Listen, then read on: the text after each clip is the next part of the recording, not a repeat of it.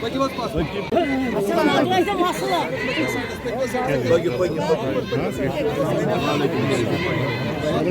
own commitments to Supreme Court.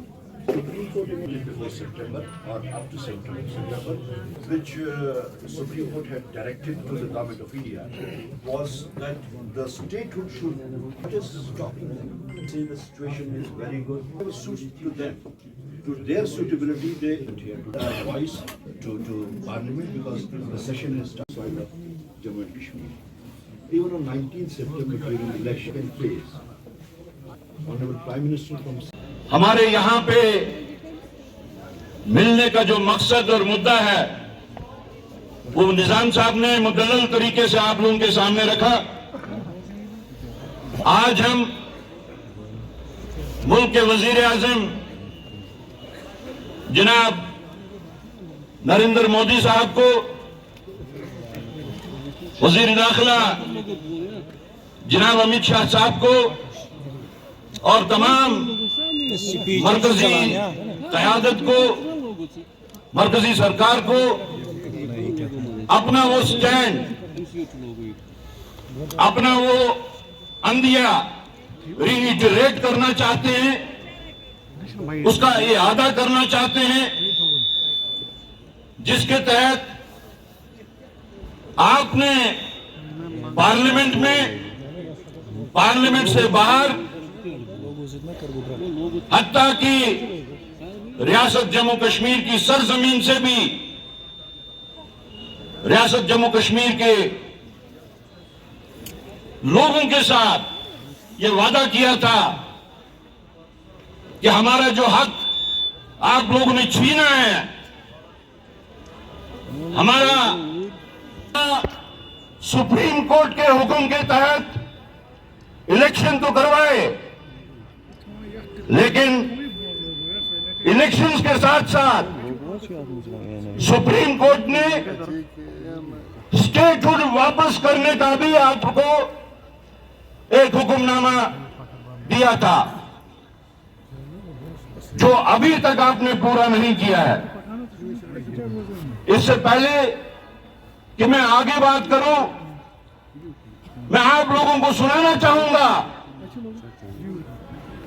कि 19 सितंबर को जब वजीर आजम हिंद श्रीनगर आए, इलेक्शन के सिलसिले में जो उन्होंने यहां पे इलेक्शन रैली की,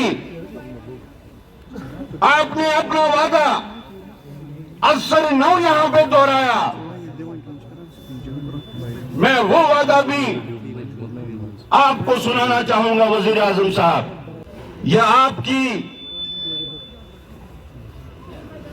जो आपने यहां पे असर नौ वादा किया था 19 सितंबर को 2024, 19 सितंबर श्रीनगर में, आप पे इखलाकी जिम्मेदारी बनती है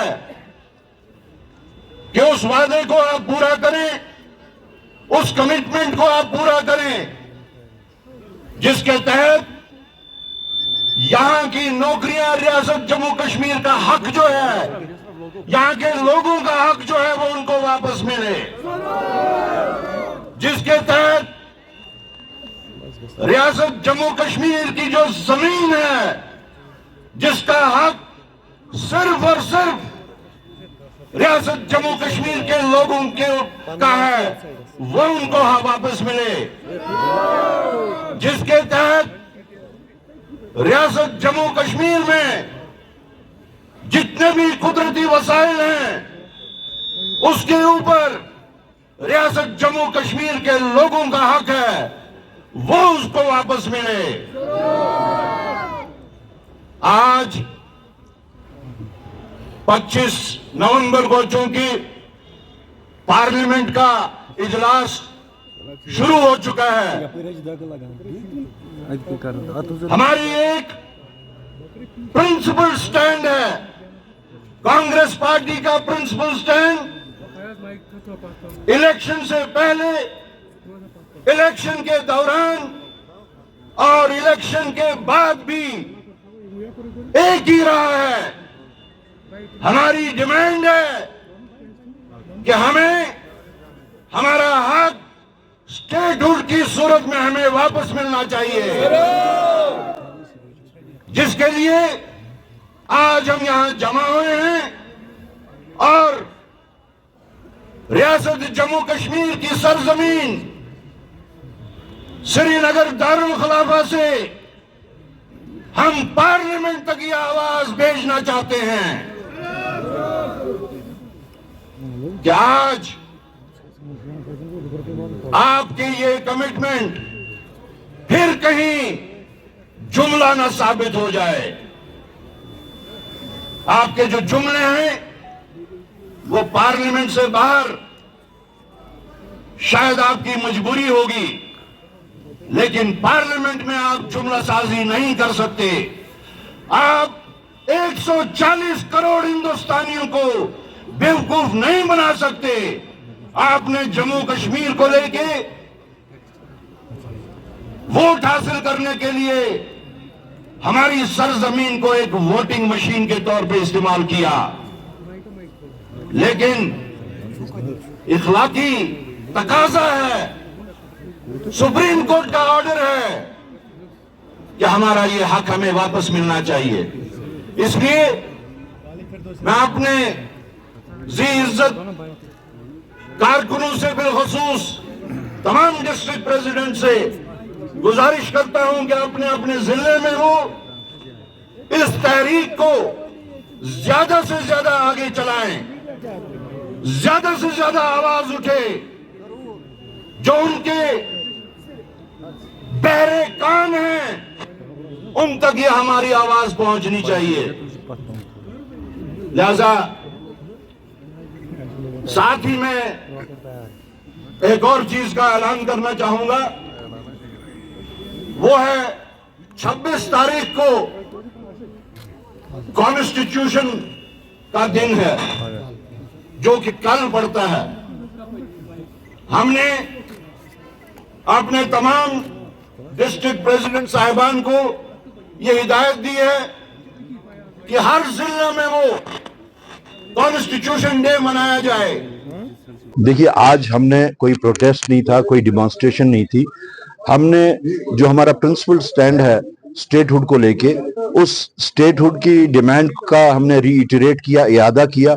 आज का दिन इसलिए हमने किया फिक्स कि आज से पार्लियामेंट का सेशन शुरू हुआ है और प्राइम मिनिस्टर साहब को उनके जो बारहा किए हुए वादे हैं, होम मिनिस्टर साहब के बारहा किए हुए वादे हैं, पार्लियामेंट के अंदर भी पार्लियामेंट के बाहर भी, बल्कि जम्मू कश्मीर की सरजमीन से भी।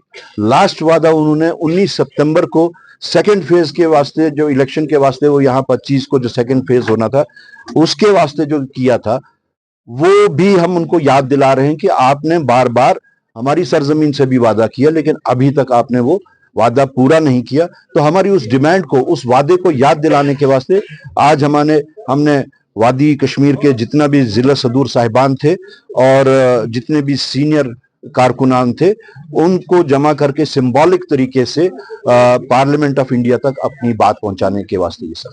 नहीं, रिजर्वेशन का मामला तो एक डिफरेंट मामला है, उसमें पहले कास्ट सेंसस होगी, उसके बाद ही असली क्लैरिटी सामने आएगी। हमारा एक प्रिंसिपल स्टैंड जो है वो इलेक्शन से पहले भी था, इलेक्शन के दौरान भी था, इलेक्शन के बाद भी रहा है कि सुप्रीम कोर्ट ने जो 370 के ऊपर वर्डिक्ट दिया, उसके बाद अगर कोई चीज डिमांड करने लायक है, ये हमें अब हासिल करने लायक है, वो स्टेटहुड है। तो हमारा एक प्रिंसिपल स्टैंड है, हम उस पर बदस्तूर हैं।